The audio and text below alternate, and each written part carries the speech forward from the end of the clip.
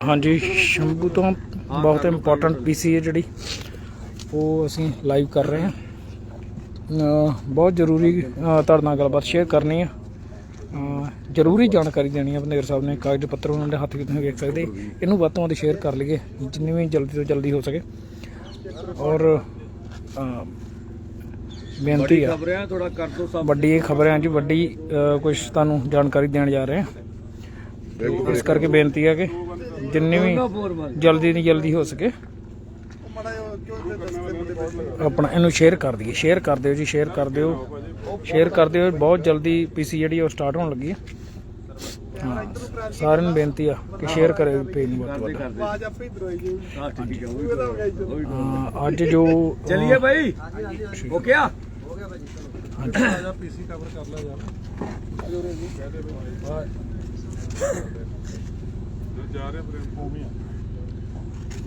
आज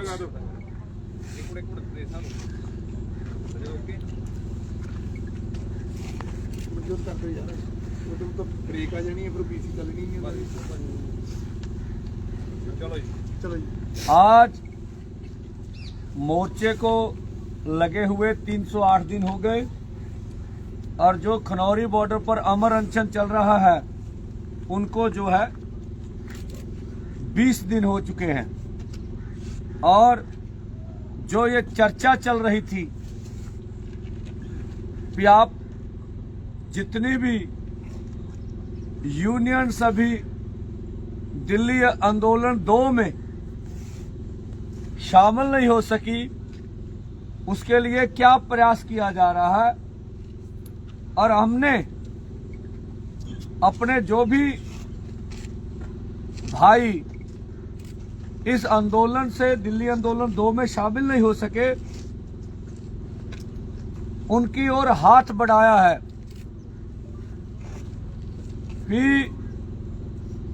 जो भी मतभेद हैं उन्हें भूलकर किसान मजदूर के हित में जो इस समय खेती सेक्टर पे ऊपर कारपोरेट का हमला है उसको देखते हुए कृषि क्षेत्र को और कृषि क्षेत्र की जो उपज की मंडी है उसे किस तरह से बचाया जाए, इसके लिए हमने अपने भाइयों की ओर ये चिट्ठी लिखी है। और ये सभी नेताओं को हम व्हाट्सएप भी कर रहे हैं। हमने पहले भी ये आंदोलन शुरू करने से पहले प्रयास किया था। कुछ लीडर छूटे होंगे, केएमएम की टीम और उससे पहले हमारी यूनियन किसान मजदूर संघर्ष कमेटी और भी बहुत सारे साथी निजी तौर पर जाके सभी लीडरों से मिले थे, प्रयास किया था। उस समय हमारे प्रयास सफल नहीं हो सके, इसलिए प्रेस को हम चिट्ठी भी रिलीज कर देंगे। ये चिट्ठी हमने अपने भाइयों की ओर भेजी है। ये अगर हम अपने भाइयों की ओर हाथ बढ़ा रहे हैं इससे हमारा कुछ कम भी नहीं हो जाता। हम लोग निजी तौर पर तो हमें कोई समस्या नहीं है, लेकिन किसान मजदूर के हित में अगर अपने भाइयों की ओर हाथ बढ़ाने से किसान मजदूर का भला हो जाए तो ये हम अपने लिए अच्छा समझेंगे, बढ़िया समझेंगे। हमारा कोई भी किसी से बातचीत करने का, किसी से राब्ता करके आंदोलन को बड़ा करने में कोई भी अनक का सवाल नहीं है। हमारे मन में किसी किस्म की हौमे नहीं है। हम समझते हैं स्टेट कितना बड़ा है और किस तरह से वो हमलावर हो रहा है। इसलिए ये हमने कार्य किया है और हम उनकी ओर से अच्छे संदेश की आशा रखेंगे। कल एक किसान ने मोर्चे के ऊपर खुदकुशी करने की कोशिश की और मैं इसके बीच ही खुद रुकूंगा और फूल साहब को बोलने के लिए कहूंगा। क्योंकि फूल साहब वहां उनसे पूछ रहे थे आपने ऐसा क्यों किया, पंजाबी में वो बताएंगे, जो उन्होंने कहा फूल साहब ये बात रखेंगे। देखो सारे मीडिया कर्मचारी साथियों, मैं जो हो किसान ने कल सल्फास निकलिया, मैं सारा समा ਜਦੋਂ ਉਹਨੂੰ ਐਡਮਿਟ ਕੀਤਾ ਪਹਿਲਾਂ ਸਰਕਾਰੀ ਹਸਪਤਾਲ ਰਾਜਪੁਰੇ 'ਚ, ਉਸ ਤੋਂ ਬਾਅਦ ਲਗਭਗ 4:30 ਵਜੇ ਰਜਿੰਦਰਾ ਸਰਕਾਰੀ ਹਸਪਤਾਲ ਪਟਿਆਲੇ ਦੇ ਵਿੱਚ ਐਡਮਿਟ ਕੀਤਾ। 4:30 ਵਜੇ ਤੋਂ ਲੈ ਕੇ ਮੈਂ 8:30 ਵਜੇ ਤੱਕ 4 ਘੰਟੇ ਉਹਦੇ ਨਾਲ ਰਿਹਾ। ਮੈਂ ਉਹਦੀ ਸਾਰੀ ਗੱਲਬਾਤ ਪੁੱਛਿਆ, ਮੇਰੇ ਕੋਲ ਰਿਕਾਰਡਿੰਗ ਵੀ ਹੈਗੀ ਹੈ, ਪਰ ਲੰਬੀ ਹੋਣ ਕਰਕੇ ਮੈਂ ਥੋੜੇ ਜਿਹੇ ਉਹਦੇ ਪਾਰਟ ਕਰਨੇ ਆ। ਉਹਨੇ ਜੋ ਕਿਹਾ, ਮੈਂ ਉਹਨੂੰ ਪੁੱਛਿਆ ਵੀ ਤੂੰ ਕਿਉਂ ਕੀਤਾ ਐਡਾ ਵੱਡਾ ਸਟੈਪ, ਤੂੰ ਕਿਉਂ ਲਿਆ। ਪਹਿਲਾਂ ਚਲੋ ਸਾਨੂੰ ਐ ਸੀਗਾ ਵੀ ਹੋ ਸਕਦਾ ਬੰਦਾ ਕਹਿ ਦਿੰਦਾ ਨਾ ਹੋਵੇ, ਪਰ ਉਦੋਂ ਤੱਕ ਜਿਹੜਾ ਉਹਦੇ ਅੰਦਰੋਂ ਫਲੂਇਡ ਲਿਆ ਸੀਗਾ ਪਾਈਪ ਪਾ ਕੇ, ਉਹਦੇ ਵਿੱਚ ਵੀ ਕਨਫਰਮ ਹੋ ਗਿਆ ਸੀ। ਇਹਦਾ ਮਤਲਬ ਕੋਈ ਰੌਲਾ ਨਹੀਂ ਸੀਗਾ ਵੀ ਸਲਫਾਸ ਨਿਕਲੀ ਹੈ। ਫਿਰ ਮੈਂ ਕਿਹਾ ਵੀ ਤੁਸੀਂ ਕਿਉਂ ਕੀਤਾ। ਉਹਨੇ ਬਿਲਕੁਲ ਕਲੀਅਰ ਕੱਟ ਇੱਕੋ ਮਨ ਦੇ ਨਾਲ, ਮੇਰੇ ਕੋਲੇ ਵੀ ਉਹੀ ਸਟੇਟਮੈਂਟ ਦਿੱਤੀ ਹੈ, ਲਗਭਗ ਘੰਟੇ ਦੀ ਸਟੇਟਮੈਂਟ ਹੋਣੀ, ਰਿਕਾਰਡਿੰਗ ਹੈ। ਮੀਡੀਆ ਕਰਮਚਾਰੀਆਂ ਨੇ ਆਪਣੇ ਇੰਡੀਪੈਂਡੈਂਟ ਵੀ ਉਹ ਤੋਂ ਲਈ ਹੈ, ਸੇਮ ਹੈ। ਉਹਦੇ 'ਚ ਉਹਨੇ ਕਿਹਾ ਵੀ ਮੈਂ ਕੋਈ ਪਹਿਲੀ ਵਾਰ ਨਹੀਂ ਆਇਆ ਅੰਦੋਲਨ ਦੇ ਵਿੱਚ, ਮੈਂ ਪਹਿਲਾਂ ਦਿੱਲੀ ਅੰਦੋਲਨ ਦੇ ਵਿੱਚ ਵੀ 1 ਸਾਲ ਪਰ ਪਾਰਕਰ ਮਾਲ ਕੋਲੇ ਜੋ ਲੰਗਰ ਸੀ ਉਹਦੇ ਵਿੱਚ ਸੇਵਾ ਕੀਤੀ ਹੈ। ਜਦੋਂ ਤੋਂ ਆਹ 13 ਫਰਵਰੀ ਵਾਲਾ ਅੰਦੋਲਨ ਸ਼ੁਰੂ ਹੋਇਆ ਸ਼ੰਭੂ ਖਨੌਰੀ ਬਾਰਡਰ ਤੇ, ਉਦੋਂ ਤੋਂ ਮੈਂ ਇੱਥੇ ਹੇਠਾਂ ਜਿੱਥੇ ਭੰਗੂ ਵਾਲਿਆਂ ਦਾ ਲੰਗਰ ਹੈਗਾ, ਰੋਪੜ ਵਾਲਿਆਂ ਦਾ ਕਹਿ ਦਿੰਦੇ, ਉੱਥੇ ਉਹ ਲਗਾਤਾਰ ਸੇਵਾ ਕਰਦਾ ਰਿਹਾ। ਪਰ ਕਹਿੰਦਾ ਵੀ ਮੈਂ ਜਦੋਂ ਤੋਂ ਆਹ ਹੁਣ ਦੁਬਾਰੇ ਆਪਣਾ ਮੋਰਚਾ ਸ਼ੁਰੂ ਹੋਇਆ, ਉਧਰੋਂ 26 ਨਵੰਬਰ ਵਾਲਾ ਮਰਨ ਵਰਤ ਵਾਲਾ, ਇੱਧਰ ਮਰਜੀਵੜਿਆਂ ਦੇ ਜਥੇ ਭੇਜਣ ਵਾਲਾ, ਕਹਿੰਦਾ ਜਿਹੜੇ 8 ਤਰੀਕ ਨੂੰ ਉਹਨੇ ਕੈਟਾਗਰੀਕਲੀ ਕਿਹਾ ਜੇ ਜਿੱਦੇ ਉਹ ਜਥਾ ਗਿਆ ਤੇ ਮੈਂ ਉਹ ਐਂਬੂਲੈਂਸਾਂ ਹੂਟਰ ਮਾਰਦੀਆਂ ਆ ਰਹੀਆਂ ਸੀ, ਮੈਂ ਬੀਬੀਆਂ ਨੂੰ ਦੇਖਿਆ ਰੋਂਦੀਆਂ ਨੂੰ। ਕਹਿੰਦਾ ਵੀ ਮੈਂ ਉਦੋਂ ਤੱਕ ਡਲਿਆਲ ਸਾਹਿਬ ਦੀ ਵੀ ਹਾਲਤ ਕਾਫੀ ਖਰਾਬ ਹੋ ਚੁੱਕੀ ਸੀ। ਮੈਂ ਕਹਿੰਦਾ ਵੀ ਉਦੋਂ ਹੀ ਫੈਸਲਾ ਕਰ ਲਿਆ ਸੀ 8 ਤਰੀਕ ਨੂੰ ਵੀ ਮੈਂ ਅਗਲਾ ਜਿੱਦਾਂ ਜਥਾ ਜਾਊਗਾ 14 ਤਰੀਕ ਨੂੰ, ਉਹਦੇ ਵਿੱਚ ਮੈਂ ਉਹਨਾਂ ਦੇ ਸਾਹਮਣੇ ਜਾ ਕੇ ਆਪਣੀ ਸਲਫਾਸ ਨਿਗਲ ਕੇ ਉਹਨਾਂ ਨੂੰ ਕਹੂੰਗਾ, ਉਹਨਾਂ ਦੇ ਮੈਂ ਸਿਰ ਚੜ ਕੇ ਮਰੂੰਗਾ। ਮੈਂ ਡਿਸੀਜਨ ਕਰ ਲਿਆ ਸੀ। ਮੈਂ ਉਹ ਸਲਫਾਸ ਵੀ ਲੈ ਲਈ ਸੀ, ਮੇਰੀ ਜੇਬ 'ਚ ਸੀਗੀ 14 ਤਰੀਕ ਨੂੰ। ਪਰ ਮੈਂ ਇੱਥੇ ਸਟੇਜ ਕੋਲੇ ਆ ਗਿਆ, ਗਾਹਾਂ ਮੈਨੂੰ ਉੱਥੇ ਜਾਣ ਦਾ ਮੌਕਾ ਨਹੀਂ ਮਿਲਿਆ। ਤੇ ਫਿਰ ਮੈਂ ਜਿਹੜਾ ਹੈਗਾ ਉੱਥੇ ਲਗਭਗ ਉਹਨੇ ਦੱਸਿਆ ਵੀ ਜਦੋਂ ਪਹਿਲਾ ਗੋਲਾ ਕੱਲ ਟਾਈਮ ਨੋਟ ਹੈ ਉਹ 12:40-45 ਦੇ ਵਿੱਚ ਹੈਗਾ, ਉਸ ਟਾਈਮ ਤੇ ਕਹਿੰਦਾ ਵੀ ਮੈਂ ਉਹ ਗੋਲੀ ਨਿਗਲੀ ਹੈ। ਉਸ ਤੋਂ ਬਾਅਦ ਮੈਨੂੰ ਮੈਂ ਦੱਸਿਆ ਵੀ ਨਹੀਂ ਕਿਸੇ ਨੂੰ, ਥੋੜੇ ਚਿਰ ਬਾਅਦ ਮੈਨੂੰ ਮਤਲਬ ਮੈਂ ਦੱਸਤਾ, ਮੈਂ ਇਹ ਵੀ ਦੱਸਤਾ ਵੀ ਮੈਂ ਚਿੱਠੀ ਵੀ ਲਿਖੀ ਹੈ ਜੋ ਆਪਣੇ ਪੰਧੇਰ ਸਾਹਿਬ ਨੇ ਇੱਥੇ ਦਿਖਾਉਣਗੇ, ਉਹ ਵੀ ਮੈਂ ਪੰਧੇਰ ਸਾਹਿਬ ਕੋਲੇ ਚਿੱਠੀ ਵੀ ਭੇਜਤੀ ਤੇ ਉਸ ਤੋਂ ਬਾਅਦ ਮੈਨੂੰ ਐਂਬੂਲੈਂਸ ਦੇ ਵਿੱਚ ਲਏ। ਇਹ ਤਾਂ ਚਲੋ ਉਹਨੇ ਇੱਥੋਂ ਤੱਕ ਸੀ। ਉਸ ਤੋਂ ਗਾਹਾਂ ਉਹਨੇ ਦੇ ਸਾਰੀ ਦੱਸਿਆ ਵੀ ਮੈਂ ਕੁੱਲ ਮਿਲਾ ਕੇ ਜੇ ਕਹਿਣਾ ਹੋਵੇ, ਮੈਂ ਜਿਹੜਾ ਸਰਕਾਰ ਦਾ ਜੋ ਜ਼ੁਲਮ ਹੈ ਜਾਂ ਉਧਰ ਆਪਣੇ ਤਿਲ ਕਰਕੇ ਡਲਿਆਲ ਸਾਹਿਬ ਮਰ ਰਹੇ ਨੇ, ਇੱਧਰ ਮੈਂ ਰੋਜ਼ ਫੱਟੜ ਹੁੰਦਿਆਂ ਨੂੰ ਦੇਖ ਰਿਹਾ। ਮੈਥੋਂ ਇਹ ਸਹਾਰਿਆ ਨਹੀਂ ਗਿਆ, ਮੈਥੋਂ ਬਰਦਾਸ਼ਤ ਨਹੀਂ ਹੋਇਆ। ਮੇਰੀ ਕਮਜ਼ੋਰੀ ਸਮਝ ਲਓ, ਕੁਝ ਸਮਝ ਲਓ। ਅਗਲੀ ਗੱਲ ਉਹਨੇ ਮੈਨੂੰ ਕਿਹਾ ਵੀ ਫੂਲ ਸਾਹਿਬ ਮੈਂ ਤੁਹਾਨੂੰ ਦਿੱਲੀ ਵਾਲੇ ਅੰਦੋਲਨ ਵੇਲੇ ਤੋਂ ਜਾਣਦਾ, ਹੁਣ ਵੀ ਤੁਸੀਂ ਮੇਰੇ ਨਾਲ ਹੀ ਹੈ, ਮੇਰੀ ਬੇਨਤੀ ਹੈ ਵੀ ਤੁਸੀਂ ਮੈਨੂੰ ਬਚਾਓ ਨੇ। ਮੈਂ ਆਪਣੀ ਜ਼ਿੰਦਗੀ ਲਾਉਣੀ ਸੀਗੀ ਇਹਨਾਂ ਦੇ ਸਿਰ ਚੜ ਕੇ ਮੋਦੀ ਦੇ, ਉਹ ਮੈਂ ਲਾਤੀ, ਮੈਂ ਸਾਰਾ ਕੁਝ ਲਿਖਤਾ, ਮੈਂ ਮੀਡੀਆ ਨੂੰ ਵੀ ਬਿਆਨ ਦਿੱਤਾ, ਕਿਰਪਾ ਕਰਕੇ ਮੈਨੂੰ ਬਚਾਓ ਨਾ। ਪਰ ਉਸ ਡਾਕਟਰ ਦੀ ਰਿਪੋਰਟ ਇਹ ਹੈਗੀ ਹੈ ਵੀ ਉਹ ਰੇਅਰ ਕੇਸ ਹੀ ਹੁੰਦਾ, 100 ਚੋਂ ਕੋਈ 0.5% ਸਲਫਾਸ ਵਾਲਾ ਬਚ ਜੇ, ਨਹੀਂ ਉਹਨੇ ਉਹਦਾ ਐਂਡ ਰਿਜ਼ਲਟ ਹੈ ਉਹ ਕਲੀਅਰ ਹੈ ਵੀ ਉਹ 72 ਘੰਟੇ ਦੇ ਵਿੱਚ ਉਹਨੇ ਖਤਮ ਹੋ ਜਾਣਾ। ਠੀਕ ਹੈ ਜੀ, ਇੱਕ ਤਾਂ ਇਹ ਪੱਖ ਹੈ, ਇੱਕ ਉਹਨਾਂ ਦਾ ਹਲਫ 50 ਰੁਪਏ ਦਾ ਸਟਾਮ ਆ, ਕੋਈ ਉਹਨਾਂ ਦੇ ਸਾਈਨ ਹੋਏ ਆ, ਕੋਈ ਸਰਕਾਰੀ ਬੋਰਡ ਤਾਂ ਨਹੀਂ ਹੈਗੀ ਸਾਥੋਂ। ਇੱਕ ਉਹ ਮੈਨੂੰ ਮਿਲਿਆ ਜਿਹਦੇ ਵਿੱਚ ਉਹ ਲਿਖਦਾ, ਉਹਨੇ ਪਤਾ ਦੱਸਿਆ ਆ ਰਣਜੋਤ ਸਿੰਘ ਉਹਦੇ ਸਾਈਨ ਆ, ਉਹਦਾ ਪਿੰਡ ਹੈਗਾ ਰਤਨ ਹੇੜੀ, ਖੰਨਾ ਤਹਿਸੀਲ ਖੰਨਾ, ਜ਼ਿਲ੍ਹਾ ਲੁਧਿਆਣਾ, ਉੱਥੇ ਲਿਖਿਆ ਹੋਇਆ। ਉਹ ਵਿੱਚ ਇਹ ਵੀ ਲਿਖਦਾ ਵੀ ਮੈਂ ਗਾਇਕ ਬੱਬੂ ਮਾਨ ਦਾ ਫੈਨ ਆ, ਇਸ ਧਰਨੇ ਦਾ ਸਮਰਥਨ ਹੈ, ਜਿਹੜੀ ਲਾਈਨ ਵਿੱਚ ਲਿਖੀ ਹੋਈ ਹੈ। ਠੀਕ ਹੈ ਜੀ।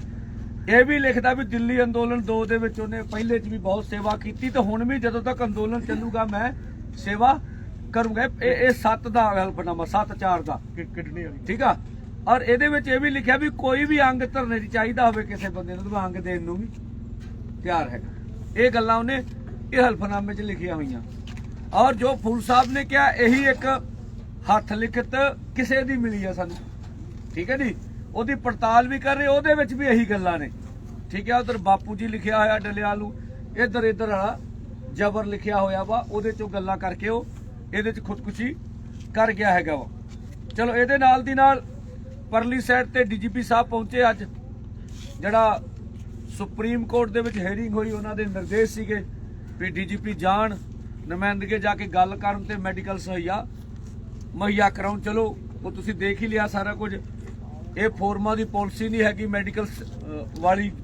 ਔਰ ਜੇਕਰ ਸਰਕਾਰ ਸਮਝਦੀ ਆ ਵੀ ਇਹ ਅੰਦੋਲਨ ਜਿਹੜਾ ਵਾ ਉਹ ਪੀਸਫੁਲੀ ਰਹੇ, ਡੱਲੇਵਾਲ ਸਾਹਿਬ ਦੀ ਉਹਨਾਂ ਨੂੰ ਚਿੰਤਾ ਵਾ, ਤੇ ਅਸੀਂ ਉਹੀ ਗੱਲ ਦੁਹਰਾਉਂਦੇ ਆ ਵੀ ਇਸ ਵੇਲੇ ਇਜਲਾਸ ਚੱਲ ਰਿਹਾ ਹੈਗਾ ਵਾ ਪਾਰਲੀਮੈਂਟ ਦਾ, ਠੀਕ ਆ। ਮੰਗਾ ਪ੍ਰਵਾਨ ਕਰਨ, ਉਹਦੇ ਵਿੱਚ ਗੱਲ ਅੱਗੇ ਵਧੇ। ਇਹੀ ਤਰੀਕਾ ਹੈਗਾ ਵਾ ਵੀ ਜੇ ਉਹਨਾਂ ਡੱਲੇਵਾਲ ਸਾਹਿਬ ਦੀ ਚਿੰਤਾ ਵਾ, ਇਹੀ ਤਰੀਕੇ ਨਾਲ ਮਸਲੇ ਦਾ ਅਗਲੇ ਬੰਨੇ ਹੱਲ ਹੋ ਸਕਦਾ। ਦੁੱਖ ਦੀ ਗੱਲ ਆ ਵੀ ਇਹ ਜਿਹੜੀ ਸੱਤਾ ਪਕਸ਼ਿਆ ਤੇ ਵਿਰੋਧੀ ਧਿਰਾਂ ਰਲ ਕੇ ਗੇਮ ਐ लगता खेल रही हैगी आ।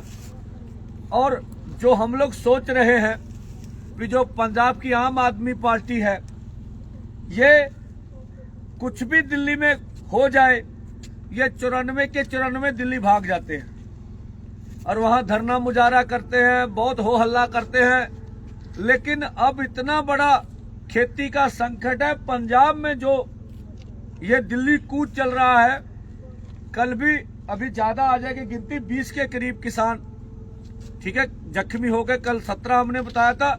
3 किसान रात भी गए थे, लौंगोवाल साहब भी ठीक नहीं थी, इनको भी हम हॉस्पिटल लेके गए थे। 3 आदमी और गए थे रात हॉस्पिटल में। तो पहले 26 है, 46-47 किसानों की जख्मी होने का समाचार अभी तक 3 बार दिल्ली कूच में हो चुका है। इसको या उनको अभी तक आम आदमी की ओर से कोई भी मुखर आवाज नहीं उठाई गई। तो ये भी चुप करके, ये लगता सत्ता पक्ष विपक्ष मिलकर बोल रहा है, देश की पार्लियामेंट में कुछ भी इस तरह की आवाज नहीं उठाई जा रही।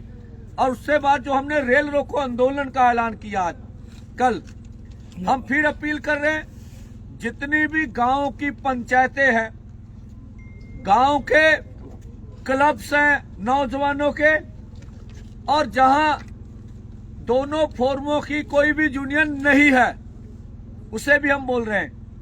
तो जितने भी पंजाबी, उन सबको जहां जहां पर भी लाइन निकल रही है, आप फाटक के बगैर मत रेल के ऊपर चढ़िएगा। फाटक होना चाहिए, क्योंकि फाटक संदेश बोल रहा है। रेल स्टेशन होना चाहिए, 2 बातों का ख्याल रखिए। लेकिन जहां जहां भी रेल जा रही है, 12 से 3 बजे तक रेलों को जाम 18 दिसंबर को हमने करना है।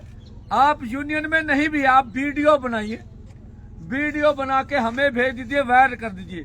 तो जहां जहां भी पंजाबी किसान, मजदूर, नौजवान, जहां यूनियन है वहां तो चलेगा ही चलेगा आंदोलन।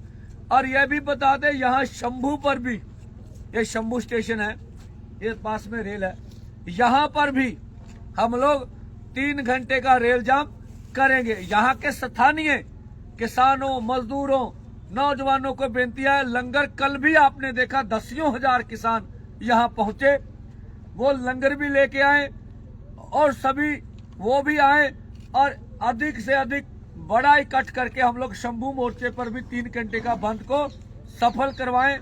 आगे की रणनीति हम आने वाले समय में बता देंगे। लौंगोवाल साहब कुछ बात कर लेंगे। देखो, जिस तरह पंदेर साहब ने दस्या,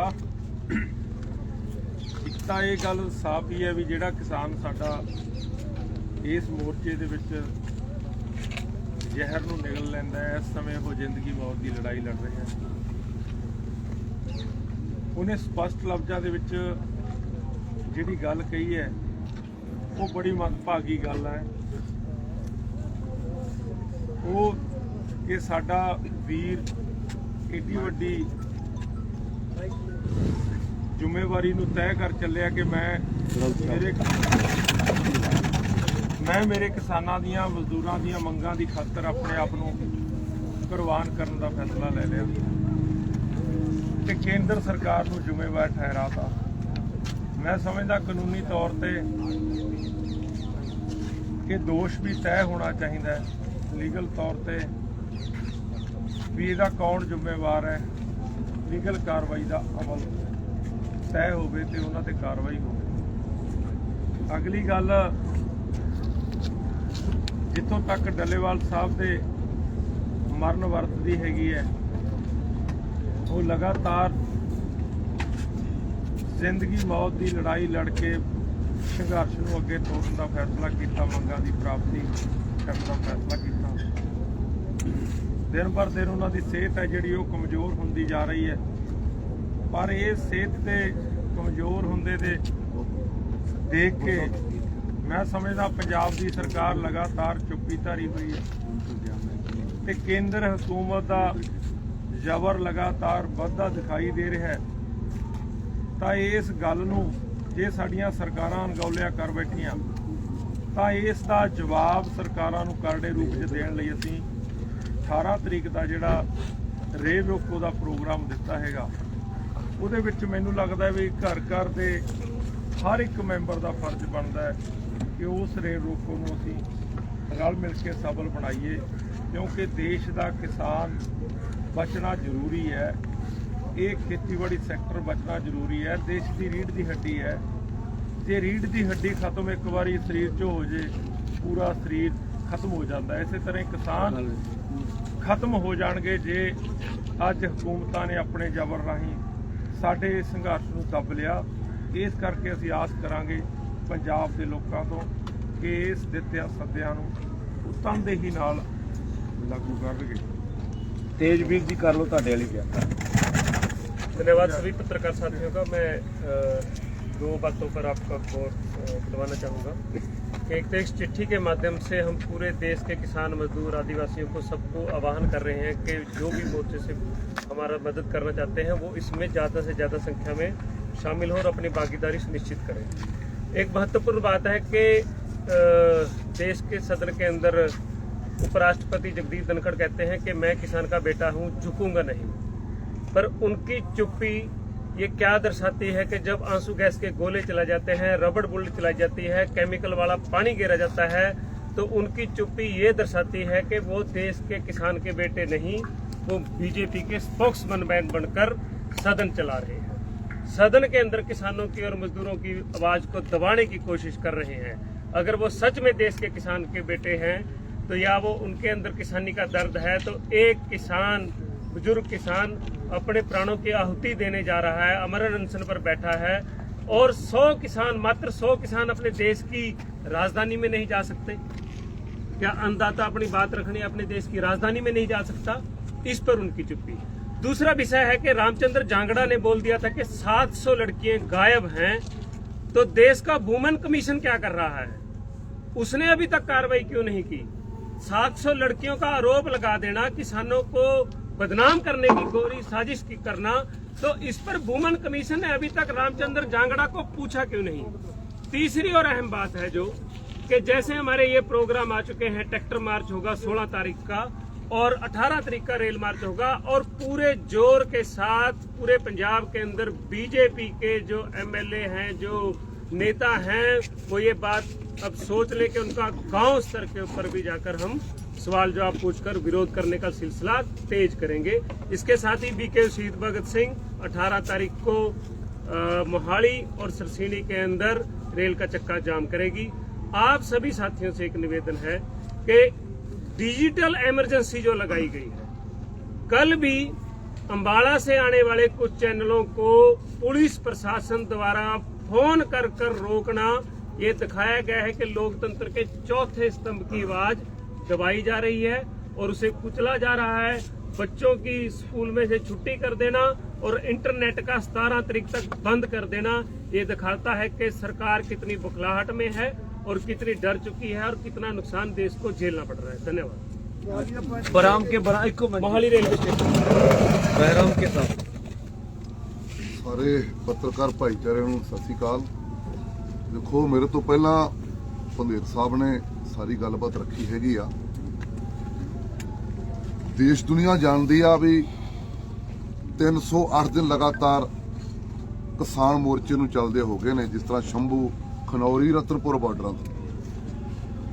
ਪਿੱਛੇ ਤੁਸੀਂ ਸਾਰਿਆਂ ਨੇ ਸੁਣਿਆ ਵੀ ਜਿੱਥੇ ਉਪ ਰਾਸ਼ਟਰਪਤੀ ਇੱਕ ਪਾਸੇ ਕਹਿ ਰਹੇ ਨੇ ਕਿ ਕਿਸਾਨਾਂ ਨਾਲ ਕੀਤੇ ਹੋਏ ਵਾਅਦੇ ਪੂਰੇ ਕਿਉਂ ਨਹੀਂ ਕੀਤੇ ਜਾਂਦੇ, ਤੇ ਦੂਜੇ ਪਾਸੇ ਪਾਰਲੀਮੈਂਟ ਦੇ ਵਿੱਚ ਸ਼ਿਵਰਾਜ ਚੌਹਾਨ ਖੇਤੀਬਾੜੀ ਮੰਤਰੀ ਨੂੰ ਕਿਹਾ ਜਾਂਦਾ ਹੈ ਕਿ ਇੱਕ ਦੇਸ਼ ਦਾ ਲਾਡਲਾ ਪੁੱਤ ਹੈ।